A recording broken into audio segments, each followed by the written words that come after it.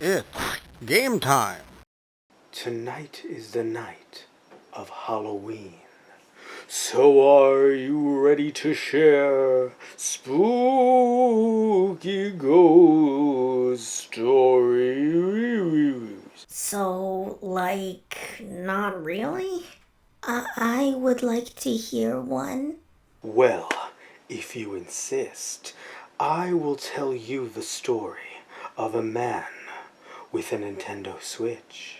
That doesn't sound very scary. Yeah, man, that doesn't sound scary at all. Oh, really now?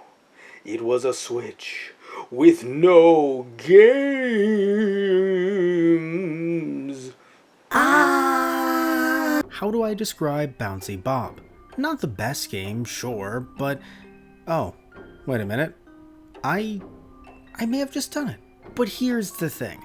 I have a soft spot for the little bouncy guy, okay? I know I shouldn't, but I do.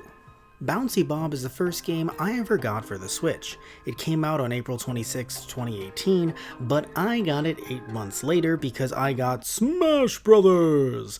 But that package ended up being delayed by Amazon. It was only $1, and I can see why it was only $1. The worst thing is that aesthetically, this game is great. The spooky vibes and music drew me in immediately. I may have hyped myself a bit too much. I haven't been able to try multiplayer, but I'll go out on a limb and say that it'll be really fun. Not necessarily due to the game, but due to the copious amounts of drinking my friends and I will do while playing. But since I didn't get the chance to, I'm not factoring it into the overall score. Just putting that out there. The problem with the game, at its core, is the game. First things first, let's look at the main menu. It's pretty bare bones, but that doesn't really bother me. Options doesn't have any options for subtitles, but that's because this game doesn't have any dialogue or story to speak of, other than the little blurbs before every level. The controls are pretty basic as well. Hold A to jump in whatever direction the arrow is facing, and press A repeatedly to do an arm flap, quote unquote, to try and float around the stage. You defeat enemies by jumping on them and can even chain this by bouncing from one to another, and another, and another after that. There's some power-ups that should help you as well. Some give you extra health, while others help you rain arrows down on the zombie hordes. My favorite one is this shield/bubble thing that not only protects you, but destroys any enemies in your path. Now, even if you get better at the game and breeze through the first level, the second one feels practically unbeatable.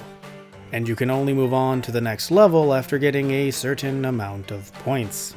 I don't have a problem with a game that gets progressively more difficult, but this just seemed to take a nosedive. It's just hard to be as precise as I would like. That might be fun for some, but it didn't really draw me in.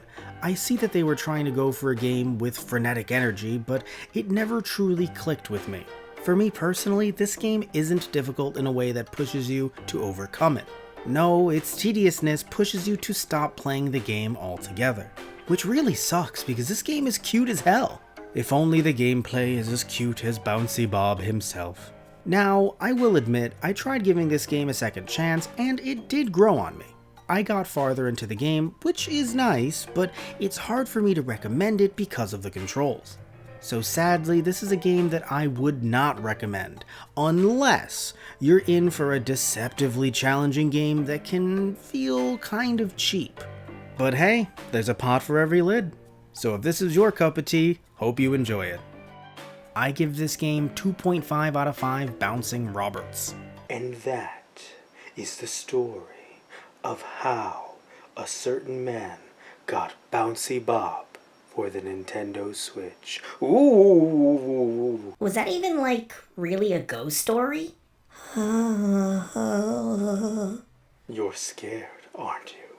Yeah, but not because of the story. Then what are you scared of? That creepy dude that you hired to crawl around the room while you were telling us your ghost story? I'm sorry, the what? He looks even angrier now. I didn't